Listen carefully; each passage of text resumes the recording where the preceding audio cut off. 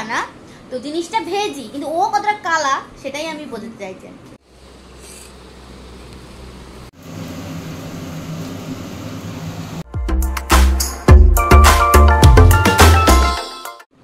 Hello everyone, কেমন আছো তোমরা সবাই? আশা করছি সবাই ভীষণ ভালো আছো।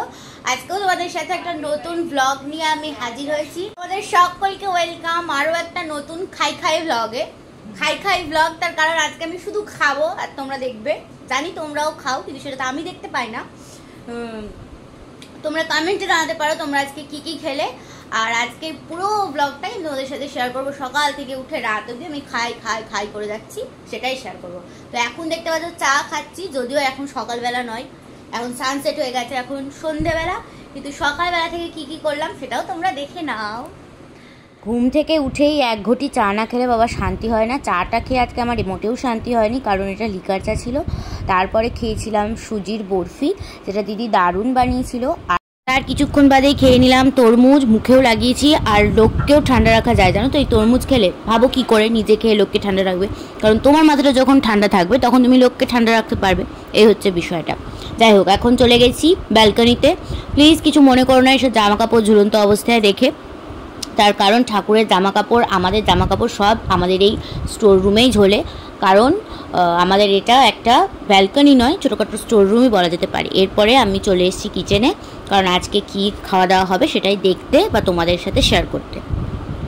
আজকে লাঞ্চে ভীষণই শর্টকাট মেনু, সেটা হচ্ছে আলু ভাজা, ডাল আর ভাত। এই গরমে যেটা তোমাকে পুরোপুরি সুস্থ রাখবে।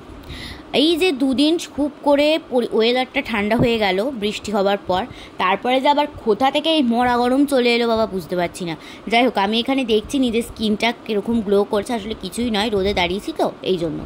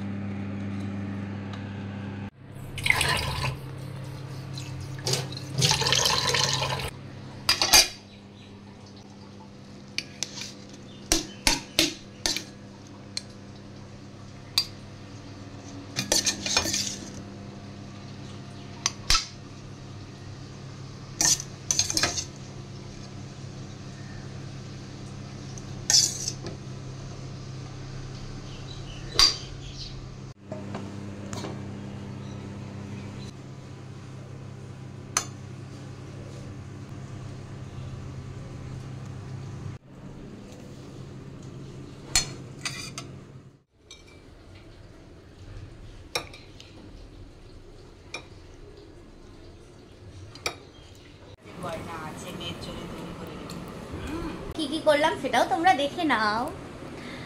সব কিছু দেখে নেওয়ার পর আবার রাতে কি খেলাম সেটা দেখাও।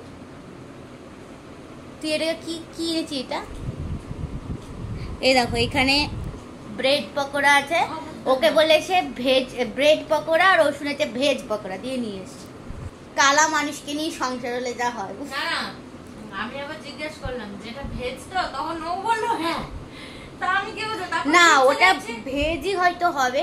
ও শুনেছে যে ব্রেড, মানে উনি বলেছেন ব্রেড আর ও শুনেছে ভেজ, কিন্তু জিনিসটা হয়তো ভেজই হবে। মানে ভেজ দোকান থেকে যেহেতু আনা, তো জিনিসটা ভেজই, কিন্তু ও কতটা কালা সেটাই আমি বলতে চাইছি।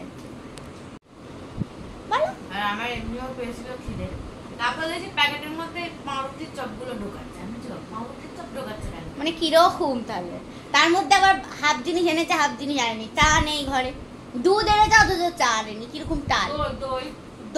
দই আনেনি, মানে হাফ জিনিস আনেনি। মানে এত খিদে পেয়েছে, ওই জন্য আজকের ব্লগটা হচ্ছে খাই খাই ব্লগ। এই ব্রেড পকোড়া তুই খাই, আমি আগে এইটা খাবো। এই এত খেয়ে বাঁধবো রে। এই দোকানটা থেকে কোনোদিন কিছু কিনিনি।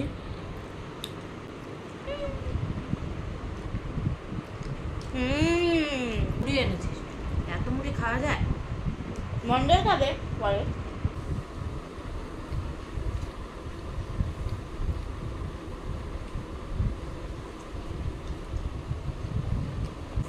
না, চপটা সত্যি টেস্টি। কোন দোকানে এটা? ওই ওইখানে মোড়ের মাথায় মিষ্টি দোকানটা আছে না, ওই দোকানের পাশে। কোন মোড়ের মাথা? ও ওইখানে। অবশেষে খাই খাই ব্লগের লাস্ট পার্টে আমরা এসে গেছি। এখানে আমি সয়াবিন বানাচ্ছি। এত সয়াবিন আমি জন্মে কাউকে বানাতে দেখিনি 3টে মানুষের জন্য। যাই হোক, তো আমি এখানে সেদ্ধ করার সময় বুঝতে পারিনি, হস করে পড়ে গেছে, 2 প্যাকেট সয়াবিন চলে গেছে জলের মধ্যে। তো এখন এটাকে রান্না করতেই হবে, কিছু করার নেই। আর আজকে আমি বললাম যে আজকে আমি বানাবো ডিনারটা, তো ওখানে আবার আলু ভাজা বসিয়েছি, মানে ওইটাই পারি আর কি। আর এখানে দেখো কি যে একটা মশলা দিয়েছি, মানে টমেটো দিয়েছি, জিরের গুঁড়ো আর হলুদ গুঁড়ো, এইগুলো দিয়ে এরকম তেলের মধ্যে কষাচ্ছি। আর তারপরে জল দিয়ে এর মধ্যে আমি সয়াবিনগুলো ঢেলে দিয়েছি। বিশ্বাস করো ভীষণ বাজে খেতে হয়েছিল। প্লিজ তোমরা এইভাবে কেউ বানিও না। তোমরা আমাকে লিখে জানাতে পারো তোমরা সয়াবিন কী করে বানাও। চলো, এই দেখো অবস্থা। আজকে এখানেই যাই, নেক্সট ব্লগে আবার দেখা হবে। বাই।